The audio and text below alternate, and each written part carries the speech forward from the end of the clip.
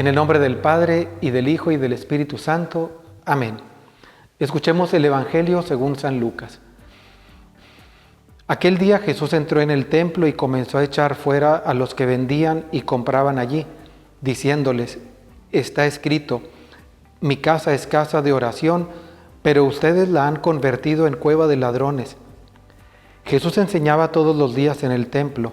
Por su parte, los sumos sacerdotes, los escribas y los jefes del pueblo intentaban matarlo, pero no encontraban cómo hacerlo, porque todo el pueblo estaba al pendiente de sus palabras.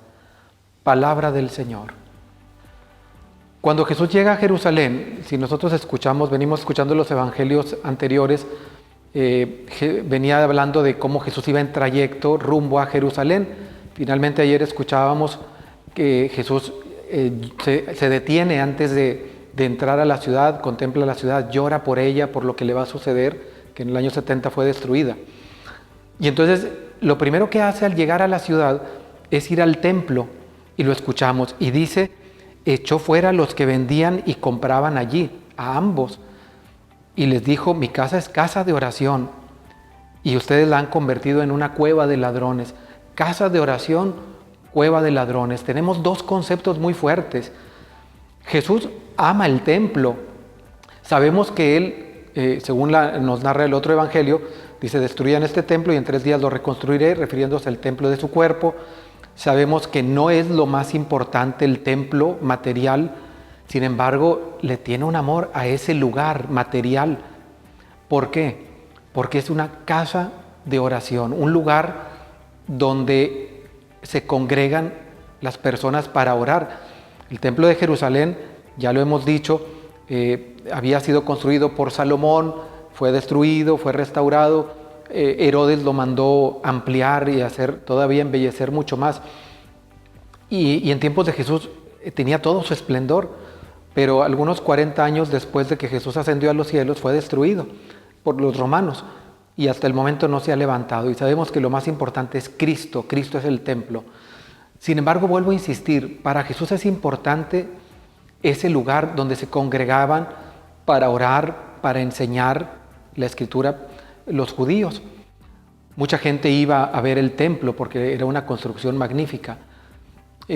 Todo esto para decir que los lugares materiales son importantes.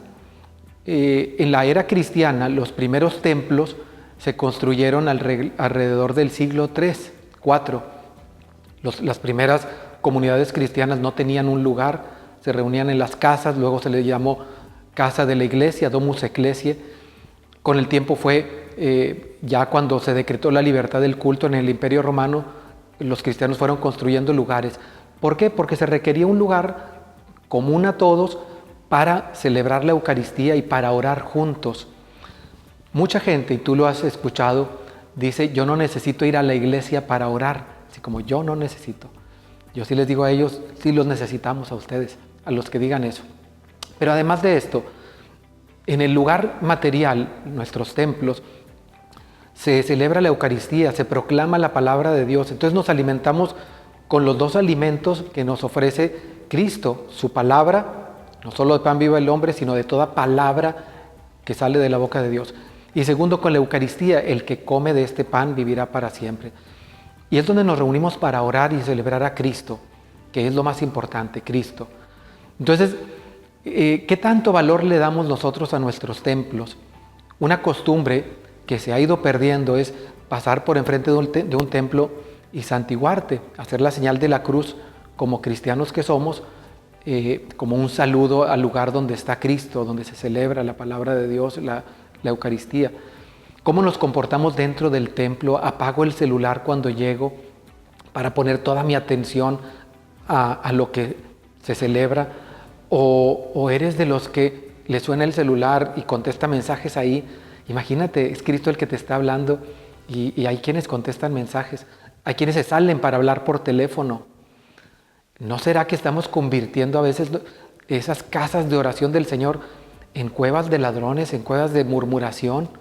Cuidemos mucho nuestros templos. El Señor ha querido que se construyan grandes, pequeños, bonitos, sencillos, templos materiales, lugares donde nos encontramos con el Señor, valorémoslos mucho. Que Dios nos conceda valorar mucho estos lugares que se han construido con tanto sacrificio para encontrarnos con el Señor. En este día, y es la razón por la cual traigo la estola roja, celebramos a Santa Cecilia, patrona de los músicos. Y desde aquí envío mi felicitación primero a todos los músicos que le cantan al Señor, coros de la misa, ministerios de música, de alabanza, gente que canta para el Señor, que se esmera en componer o en interpretar la música. Además, también a todos los músicos, mariachis, conjuntos, tropicales, toda la gente cantante que le cantan a la vida, al amor, para que sigan esmerándose en hacer bien este arte que nos llena tanto. Los que le cantan al Señor nos conectan de una manera especial con Dios.